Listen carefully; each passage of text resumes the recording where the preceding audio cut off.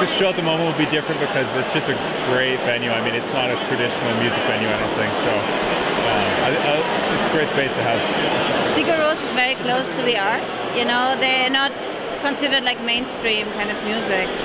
And I think that's what the MoMA is looking for, and to just get the fans of Sigur to come here. And then, you know, get young people interested in arts. I think there was a point when all these museums started to do this kind of, you know, events and activities, when they noticed that they're getting a little bit dusted, you know. That's like because it's old people who pay for all this, you know. So they had events with old people and they were getting bored themselves, so they were like, we want to have some fun too, so we just get younger people in. That's my theory. PopRally events are just brilliant because I think they bring a really new type of, I mean not new type of, but like they bring like a vast number of people, young people, to come to the museum. And just, you know, that maybe wouldn't come otherwise also because the tickets are like quite low for the, you know, concerts, and they're lower even than the to come into the museum for like the regular admission. I just think it's overall it only can be a good thing, and it's great to feel just like kind of young, vibrant, you know, kind of a little bit sexy, you know, atmosphere in the museum. Well, I flew from Canada to see the shows.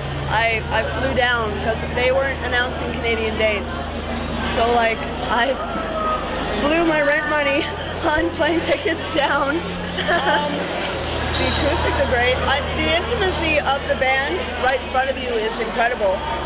And the window with the, when you could see the sun going down, that was pretty cool. I lived in Paris for a long time, and I used to go have picnics next to the original, or whatever, you know, not the original, but a version of that statue on grass.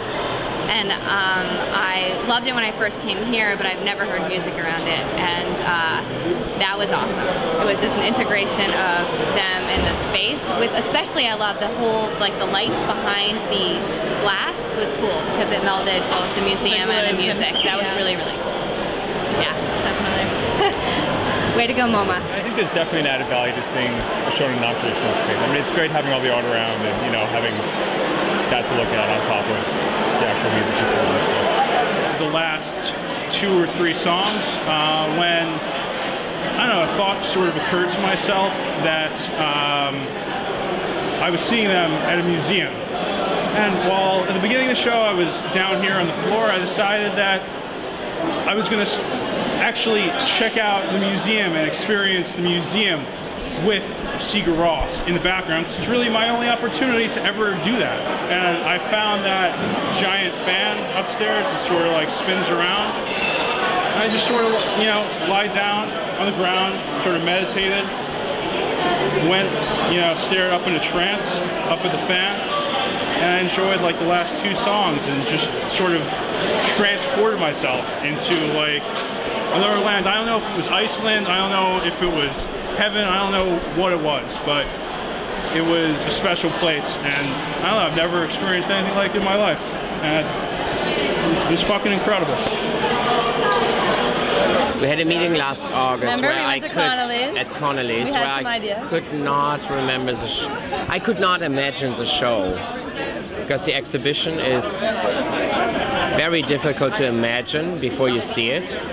It's very experiential, so Roxana, my coach, and I had the floor plans of every single piece. Everything was placed. We didn't change anything for a year, but still we couldn't imagine visually the show.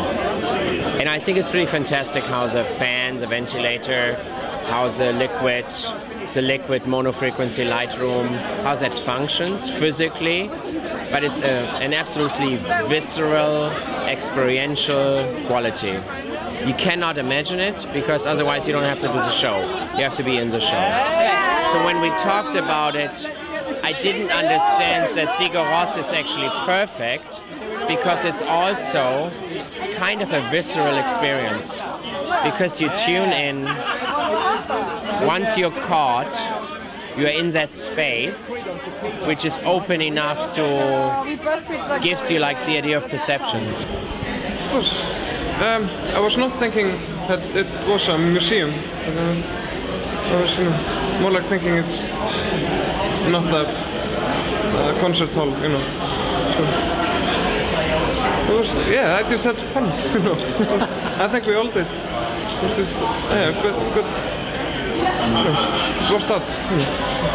We were all happy.